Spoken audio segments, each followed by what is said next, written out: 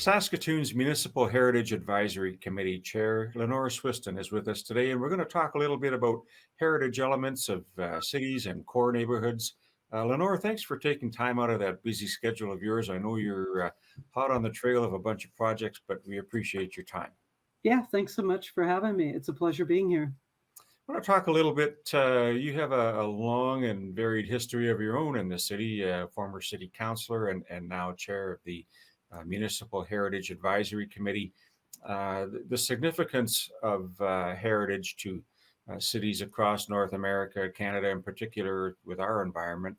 I'm a member of that Heritage Advisory Committee as well, so I appreciate being able to share things with you in that Mhm. context. Let's talk a little bit about how you morphed into your interest with heritage and how you came to be in this role. It's kind of interesting, Rick. So, in full disclosure, Randy and I come from the similar area around Redberry Lake.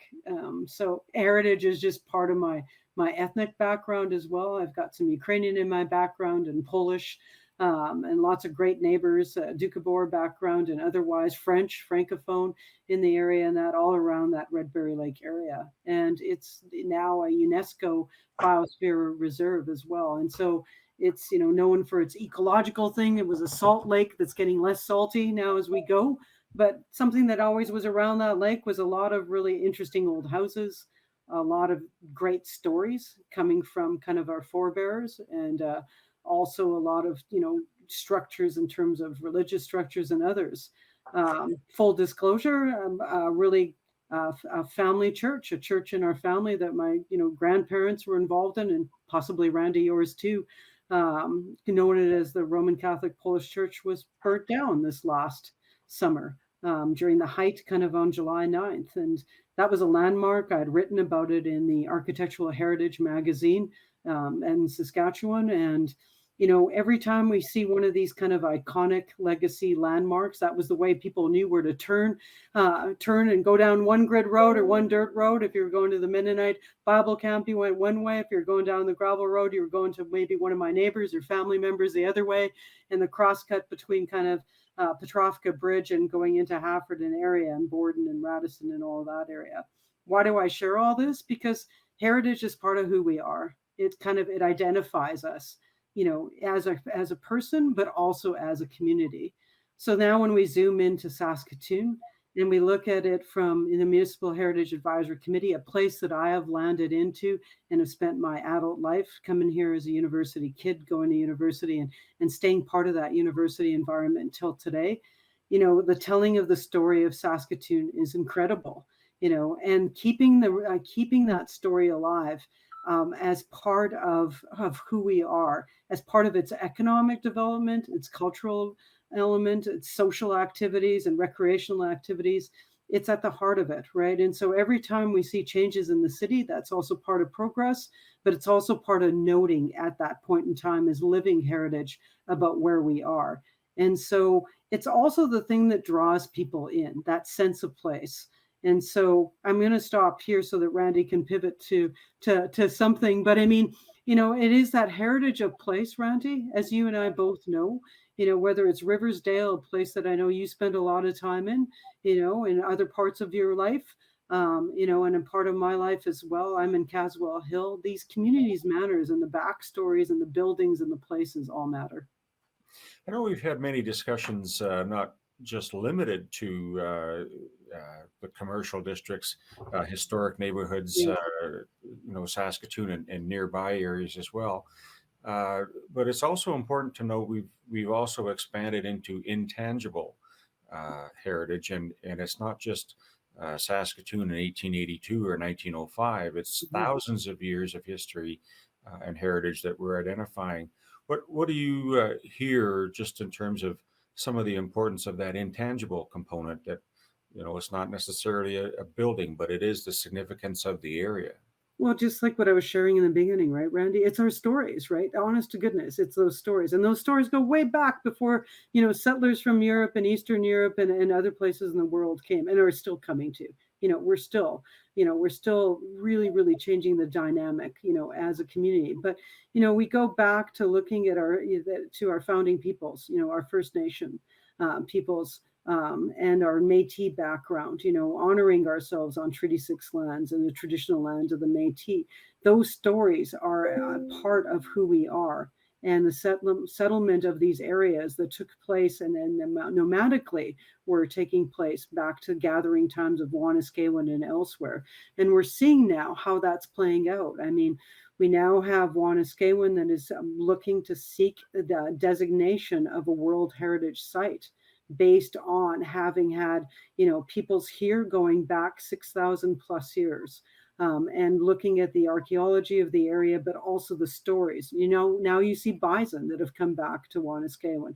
And in the city of Saskatoon itself, the foundingness of it, going back to the relationships that were built, that founded this place, and the legacy of it, good, bad, and otherwise, right? The learnings that we have through truth and reconciliation.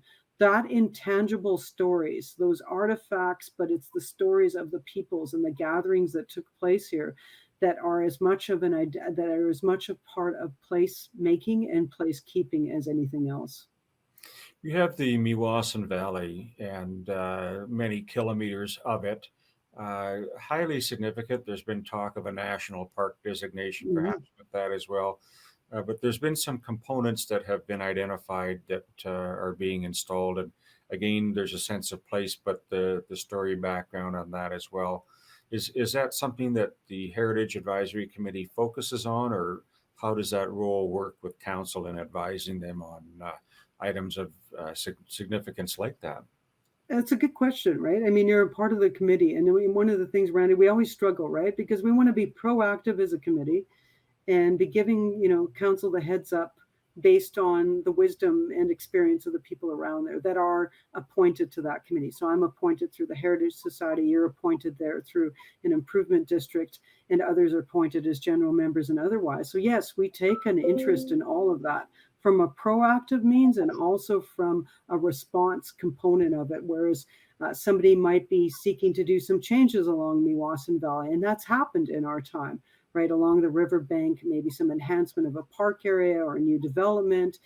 People will think of, river landing right away when it comes to that. And then what the impact of that is and how we want to make sure that we're keeping alive the stories of those places that were there before and the people that came before us. And then also about the advancement and enhancement of those areas as we go forward. So MAC takes a big role. We have a mandate and a policy to advise council on issues related to heritage, both tangible and intangible. As we're updating our policy, we have an action plan to work on heritage designation and getting our listing of buildings. People might not know this, but we don't even have designation on on what I always call the Besborough Hotel. I think a lot of people think, oh, it's there, but there's no actual protection on that building. Where we may have some protection on things like Third Avenue Church that has struggled for ownership, but now has new ownership in terms of another religious delegation that has taken it on and purchased it from the previous landowner. So we work towards identifying those landmarks and those features of Saskatoon that are emblematic with our city, and then try to give incentives and funding towards that. And we're always nudging the city to bring on more resources for that, because there's lots of, and we can make this into a two-part, Randy, because as we know, there's lots of misconceptions around what that means to designate a building. People think they can't do certain things when in fact it might even give them more opportunities to do things. But it's a work in process, and there's always a bit of that kind of dialectical nature, a bit of a tension between, well, how does heritage fit within development? And as we know from the Municipal Heritage Advisory Committee, it's about how do we work on a continuum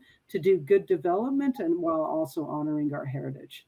I think that's important to note, and you touched on that, is the proactive nature that the committee is embarking on.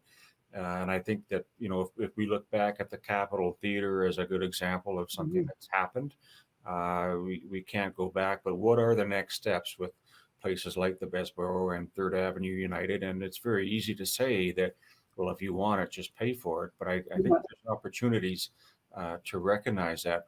What's involved in designating a property or having it recognized to open up some channels for preservation? Yeah, it's a good question because I think a lot of people don't even know, "Oh, hey, I have something that I think might count for this." With the best grow, I mean, it could be the ownership themselves that says, "You know what?"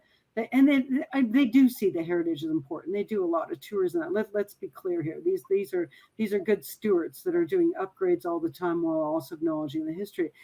But we are also saying, let's get a meeting with them. Let's have a conversation with the owners and let's have the conversation with our colleagues at City Hall. There are people that are dedicated at the city administration level that have, as part of their jobs, a component of it that is heritage and working towards getting buildings and sites and parks and all this sort of stuff recognized in whatever way that we can. And so, the Municipal Heritage Advisory Committee has identified this as part of our work plan to be working with administration to reach out to different owners to see about their interest in this and what it would take to have them do designation or at least be on a registry. And your work that you do in your professional life is also about planning and Yeah. recognition and so on. What can you tell us about that you're experiencing? Well, heritage and culture are one of the two biggest ways of improving one's local economy. Straight on. And that's the work I do in the every day, around, land use comprehensive planning and related cultural and heritage planning.